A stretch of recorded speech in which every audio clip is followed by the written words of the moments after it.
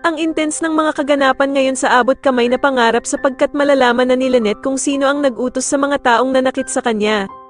Dito nga matapos mahuli ng mga pulis ang tauhan ni Moira ay ibebenta siya nito at isusumbong siya nito sa mga pulis. Kaya naman ay laking gulat nila Harry at Regan kung paano ito nagawa ng bruhang si Moira kay Lynette. Samantala ay magagalit naman si Zoe sa kanyang inang si Moira dahil sa makokonsensya ito nang makita niya ang lolo Pepe niya na duguan at walang malay. Pero sasagutin lang siya ni Moira na bakit ba daw siya naaawa sa lolo niya samantala ay wala na nga daw itong pakialam sa kanya dahil alam na nitong hindi siya kadugo ni lolo Pepe. Dagdag pa nga ni Moira na tinapon na daw siya ni Don Pepe na parang basura at hindi na din siya nito tinuturing na apo. Subalit hindi maniniwala si Zoe sa bruha niyang ina, bagkus ay pupuntahan niya ang kanyang lolo Pepe at yayakapin niya pa nga ito sa sobrang awa sa kanya.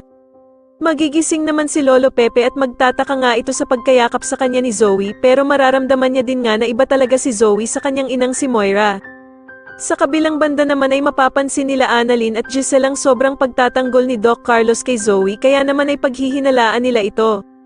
Sasabihin naman ni Doc Carlos na baka nga daw hindi talaga nawawala si Zoe at umiiwas lamang siya sa mga taong pinag-iisipan siya ng masama, sabay titingin ito kay Annalyn. Makakahalata naman si Giselle kaya naman ay naghihina lang tatanungin niya si Doc Carlos na bakit daw mas pinapanigan niya si Zoe kesa kay Annalyn na anak ng kanyang asawang si Lynette. Sasagutin naman siya ni Doc Carlos na hindi niya naman daw pinapanigan si Zoe at wala din nga daw siyang komunikasyon dito.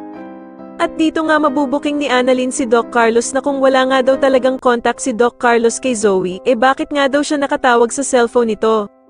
Sa kabilang banda naman ay uutusan nga ng tauhan ni Moira si Lynette na buksan ang pinto para papasukin sila Harry at Regan, ngunit pagsisisihan ito ng mga tauhan ni Moira dahil sa sila pa pala ang makakapagligtas kay Lynette.